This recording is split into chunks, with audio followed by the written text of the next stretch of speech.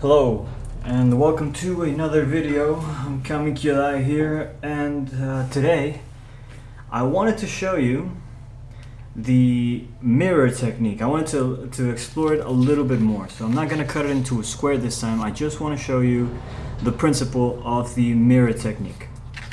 So let's say that I'm just going to fold some random lines here, just some random lines. So let's fold this one first and then I'll fold this other one. I'm going to get two lines in like this. Okay, so one's a mountain and the other's a valley. It really doesn't matter which is which. And now what I'm going to do is interpret these two lines as mirrors. So what that means is that when I fold something, it's going to hit it, it's going to hit the other one, and then bounce off.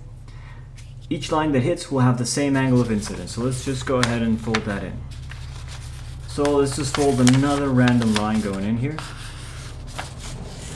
Okay, so I'm just going to put this, folding from the edge to where it hits, and then what I'm going to do is acknowledge the state that the fold is in. So this is a mountain, so what I need to do is have the mirror line be its opposite. So I need to change this fold that used to be a mountain, now it has to be a valley from where it hits.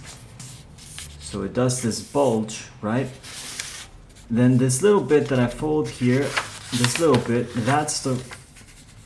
this is the rest of the mirror, and then I keep it going, and then I hit the other mirror here, which is already a valley to my convenience. So I fold that, and then all of this is the rest of the mirror, but this rest of the mirror here is, there it goes. It's just the same fold, I just need to change it. It used to be a valley, now I make it a mountain, and then I extend it. And you're gonna see how the fold just makes it so everything is on the same edge. Alright, so just a clean reflection. So let's try this one more time, but now going not the other way, but yeah, let's go the other way. So this one's gonna go through here, it hits on there. I personally like to turn it over because it's easier to do a mirror fold, this is what I would call this, when the angle is acute. If the angle is obtuse, which is the case for this, it's harder to really appreciate what's happening. So I go for the side where the angle of incidence is acute, which means that it's less than 90 degrees. Here is the rest of the mirror, and all I have to do is, again, just follow the mirror with my finger. I'm not even trying to do anything, it's just automatic. And this is the essence of the mirror fold. And it's something like optical geometry, but with folding. So we do here, the mirror fold is within. Here's the rest of the mirror and completes. Now if my mirrors, of course, were opposite states, then I get a very nice Miura fold like this. And I could even then use this as a reference to say I wanted everything to be on the same line, right? So I could just get this like as a reference there, just as a reference. Now I have that. So I extend it, hits on my line, activate the mirror fold here, extends, hits on the other mirror. This that I'm folding inside, this right here, that's the mirror.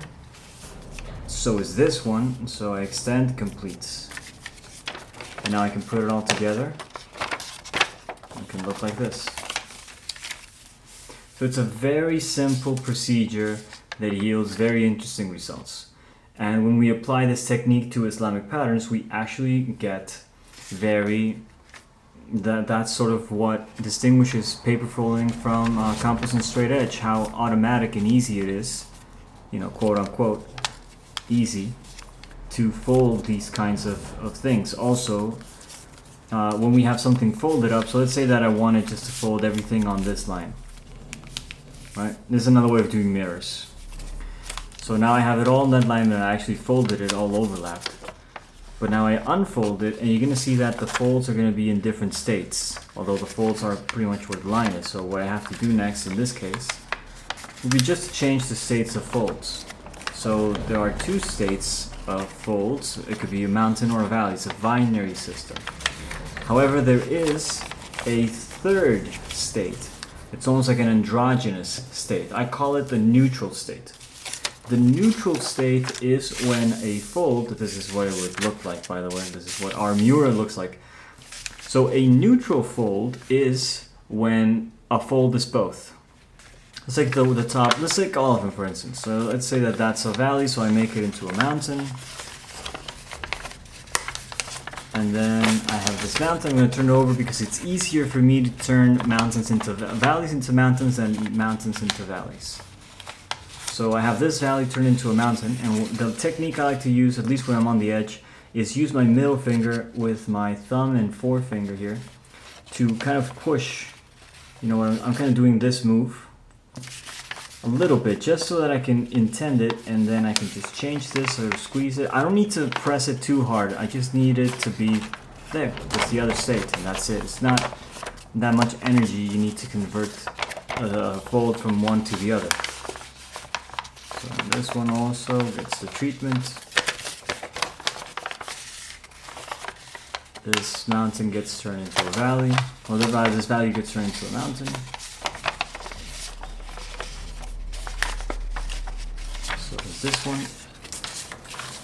And finally, these. So what's the neutral state? The neutral state makes a fold be flat again.